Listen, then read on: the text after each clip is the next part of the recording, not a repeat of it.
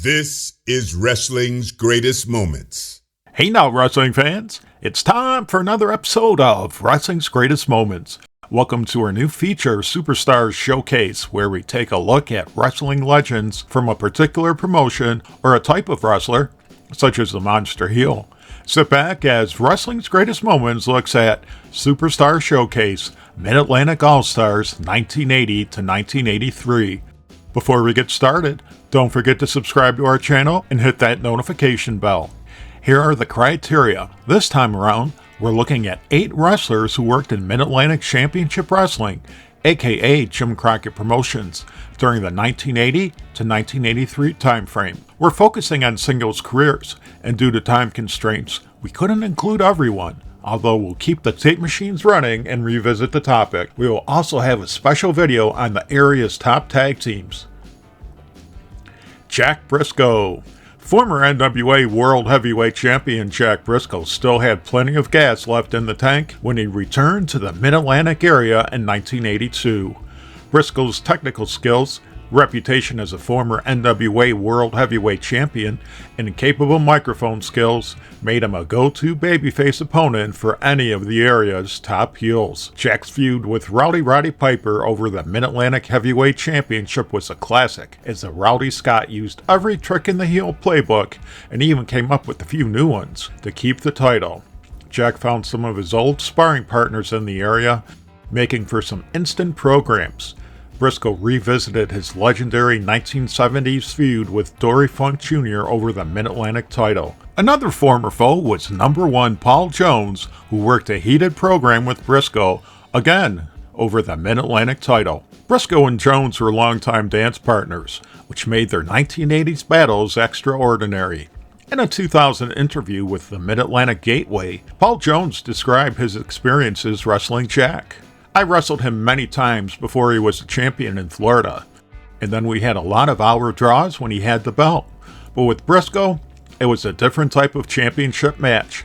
It wasn't by the numbers. It wasn't choreographed. We told a story. Every match was different. We trusted each other, we gave each other our bodies, and that made for a great match. Jack and I could work a match without even saying a word sometimes. We had that special communication. In 1983, Jack and his brother Jerry shocked fans in the Mid-Atlantic area when they turned heel, feuding with NWA World Tag Team Champions Ricky Steamboat and Jay Youngblood in a program that led to the first Starrcade. Roddy Piper. Roddy Piper quickly jumped to the number 1 spot on the heel side in JCP, which isn't surprising, as he knew how to infuriate fans and sell for opponents while also showing a devious side that led to wins out of nowhere. While Piper's promos could be funny at the expense of opponents, his humor had a vicious side. For example, one time during his feud with Jack Brisco, Jack was called away from the TV studio during a match between Jack's brother Jerry and jobber Tony Russo. Jerry locked Russo in the figure 4 leg lock, only for Piper to dive from the top rope onto both men's legs, injuring Jerry and the jobber, which sounds like a great novelty song. On another occasion, Piper hired Abdullah the Butcher to take out Wahoo McDaniel during an episode when the majority of the babyfaces were said to be on tour. It was the cold, calculating villainy that made Piper so hated and made him the perfect foil for babyfaces, including Ric Flair, Wahoo McDaniel, and Jack Brisco, all who worked lengthy feuds with the Hot Rod. Piper's shocking babyface turn led to some strange alliances, as Piper teamed with some of his former enemies and battled some of his former teammates, chief among them Greg the Hammer Valentine. Just as he'd done in territories before, Piper's success meant other promotions were eager to sign him, and he eventually joined the WWF in 1984 after his famous dog collar match against Greg Valentine at Starrcade 83. Sergeant Slaughter. Journeyman Bob Remus found his mark when he began competing as a Marine drill instructor turned pro wrestler Sergeant Slaughter in the WWF in 1980. Slaughter looked and lived the part, wearing camouflage and wielding a swagger stick he occasionally used to whip opponents. By the time Slaughter entered JCP in 1981, he perfected his act and smashed through the competition like a tank barreling through a front line, winning the vacant United States Heavyweight Championship within weeks of entering the promotion. Slaughter defeated Ricky Steamboat in the tournament finals and continued the carnage, utilizing his Cobra Clutch finisher to put away opponent after opponent. Slaughter was so confident in wrestlers' inability to break the hold that he offered cash to anyone who escaped it. However, as wrestlers like Blackjack Mulligan Jr., aka Barry Windham, discovered, the Sarge was quick to find ways to get out of paying the dough, leading to matches where wrestlers sought to break the hold in a sanctioned match. Slaughter held the U.S. title for over 7 months before dropping it to Wahoo McDaniel. During this time, Slaughter recruited preliminary wrestlers Don Kernodle and Jim Nelson, training them to become his henchmen Private Kernodle and Private Nelson. Kernodle and Nelson did well under Slaughter's tutelage, winning matches and the Mid-Atlantic Tag Team Championship 2 times. Slaughter saw something extra special in Kernodle, and the two captured the NWA World Tag Team Championship in a Phantom tournament, feuding with Ricky Steamboat and Jay Youngblood for months.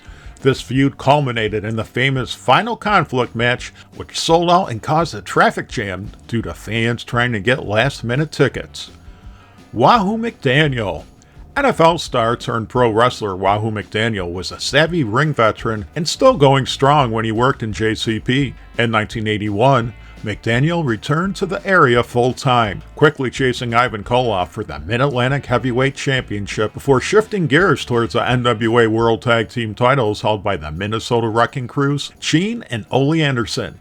Wahoo teamed with Paul Jones and later Jay Youngblood, but kept coming up short. Wahoo then began feuding with U.S. champion Roddy Piper, with Piper throwing everything he had at Wahoo to keep him from winning the title. Piper's luck ran out in August 1981, and Wahoo captured the belt. The feud with Piper was far from over though, and the two met in tag matches and stipulation matches, including Texas Death matches. Piper's efforts to knock Wahoo out of action led to McDaniel being forced to vacate the title after Abdullah the Butcher injured him, which only intensified Wahoo's wrath. Wahoo received multiple title shots against NWA World Champion Nature Boy Ric Flair, but couldn't wrest the title, even in stipulation matches such as Indian strap matches. Always in the title picture, Wahoo teamed with Don Morocco in bids to win the NWA World Tag Team Championship, only for Morocco to turn heel and briefly feud with Wahoo. Sergeant Slaughter was Wahoo's next opponent, with Wahoo chasing him down for the United States Championship, eventually defeating Slaughter in a hair versus title strap match in August 1982.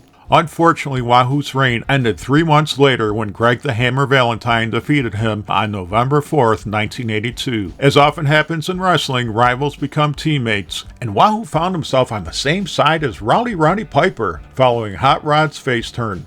Wahoo teamed with Piper against mutual enemy Greg Valentine and partners such as Dory Funk Jr. and Dick Slater. In 1983, Wahoo spent much of his time helping to get revenge for his longtime friend Nature Boy Ric Flair, who had been injured by Cowboy Bob Orton Jr. and Dick Slater after the two collected Harley Race's $25,000 bounty on Flair. This led to tag matches with Roddy Piper against the two, and later, a team with Flair. Wahoo also battled Slater and Orton in singles matches, keeping the feud burning while Flair recovered from his kayfabe injury before directing his attention to NWA World Champion Harley Race. At Starrcade 83, Wahoo teamed with Mark Youngblood to battle Slater and Orton, coming up short. Nature Boy Ric Flair. Ric Flair's dominant run in JCP saw him feud with Greg Valentine and Roddy Piper over the United States Championship before he reached the top of the mountain, defeating Dusty Rhodes for the NWA World Heavyweight Championship. Although the Nature Boy's appearances were restricted due to him having to defend the title across the NWA's many territories, his appearances were all the more special because fans knew Slick Rick made his name in the Carolinas. Interestingly, Flair alternated between playing a heel and a babyface in the area, which was sometimes confusing, but which made for some great programs. Flair's status as world champion meant that he couldn't let friendships get in the way of him keeping the championship, which occasionally led to heat with friends such as Jay Youngblood, Ricky Steamboat, and Wahoo McDaniel. At the same time, Flair was targeted by heels, which meant he had to choose his battles carefully or risk alienating what few allies he had. Flair's first run as world champion was a success, but it was one he tirelessly worked to maintain. During an interview with the Winston-Salem Sentinel, Flair noted, The pressure is unbelievable. You have to be ready every night. It takes a tremendous amount of wrestling skill and knowledge. To be the best, you have to put a lot of time into your trade. While the Nature Boy had many great programs in this area, his biggest during the run became known as a Flair for the Gold. After dropping the NWA World Strap to Harley Race, Flair was relentless in chasing Harley, leading the race issuing a $25,000 bounty to anyone who took Rick out of action. Babyface Bob Orton Jr. joined Dick Slater in doing the dirty deed. In his memoir, To Be the Man, Flair recalls the dramatic events when he was injured. I had Harley race in the figure 4 leg lock when Bob Orton Jr., Randy Orton's father, stormed the ring and jumped on me from the top rope. Dick Slater joined in, and the two of them gave me a spike pile driver. The attack was made even more emotional because Orton had been depicted as my intimate friend. A short time earlier, he had even appeared on TV, holding Megan and David.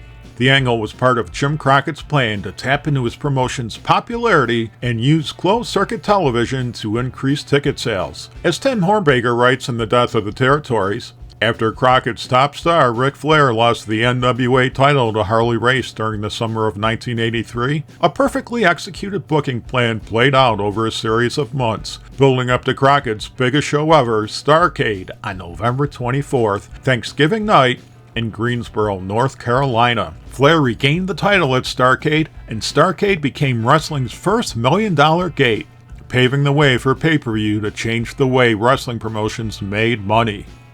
Ricky Steamboat, one of the few wrestlers to only work as a babyface his entire career, Ricky Steamboat quickly became one of JCP's most beloved babyfaces following his 1977 debut in the area. By 1980, Steamboat had already held the promotion's top singles and tag titles and was a frequent contender for the NWA World Heavyweight Championship. Known for his brilliant blend of mat wrestling and high-flying moves, Steamboat's ability to sell an opponent's offense kept fans locked in on the action as they waited for his eventual comeback. For Steamboat, a key to succeeding with the fans was to keep them off balance.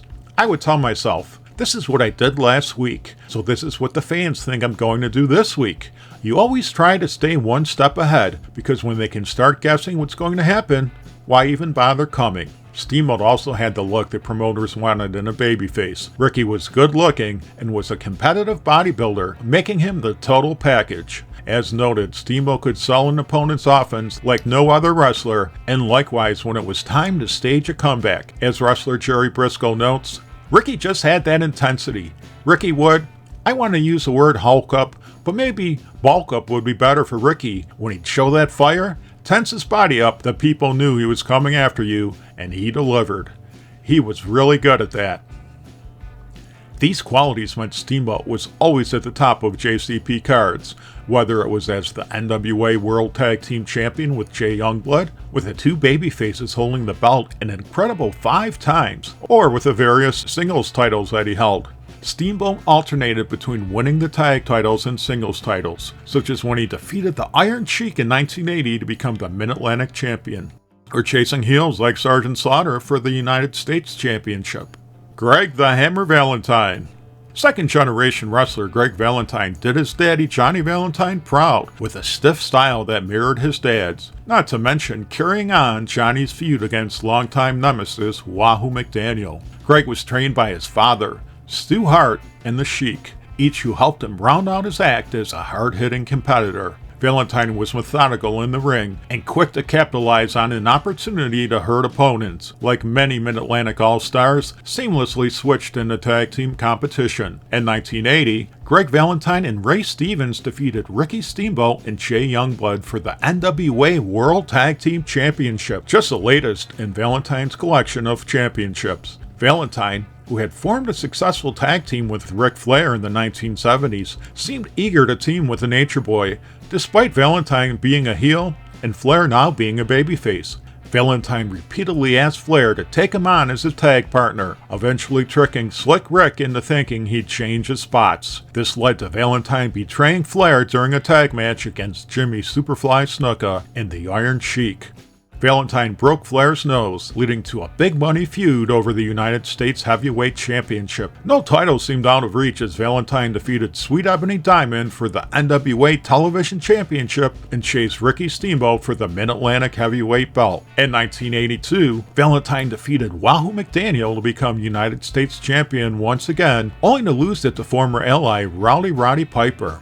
Piper had turned babyface, but wrestled the same wild style. Valentine showcased his brutality in their rematch, targeting Piper's ear with a championship belt and forcing officials to end the match due to losing his equilibrium. The two battled in many wild matches, but nothing as wild as their dog collar match at Starrcade '83. Like many JCP talents, Valentine was scooped up by the WWF once Vince McMahon began his national expansion. Ivan Koloff. Like many territory stars, Ivan Koloff brought much to the table. However, his status as a former WWF champion elevated him even higher as he unleashed his particular brand of brutality in the ring. The French-Canadian who took his career to superstardom as a Russian wrestler was always in demand. That is, until he went to work for the upstart promotion known as the International Wrestling Association, IWA. According to Ivan, he was offered $1,500 a week, trans, twice what I was making in Charlotte, and a 6-month contract with the option of renewing. Despite a talented roster, the IWA didn't last long, and Koloff found himself blackballed from several promotions for several years.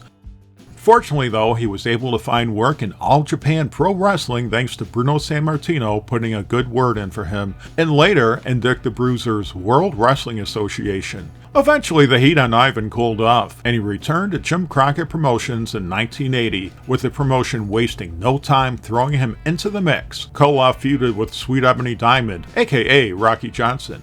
In 1981, he returned to championship form, teaming with Ray the Crippler Stevens to defeat the Masked Superstar and Paul Jones for the area's version of the NWA World Tag Team Championship. Although Jones and Superstar regained the titles, Uncle Ivan surprised Ricky Steamboat by defeating him for the Mid-Atlantic Heavyweight Championship. Koloff fought back the Flying Hawaiians challenge for months, while also defending the title against veterans like Mr. Wrestling 2, feuding with Nature Boy Ric Flair, and even battling Dusty Rhodes for the NWA World Heavyweight Championship.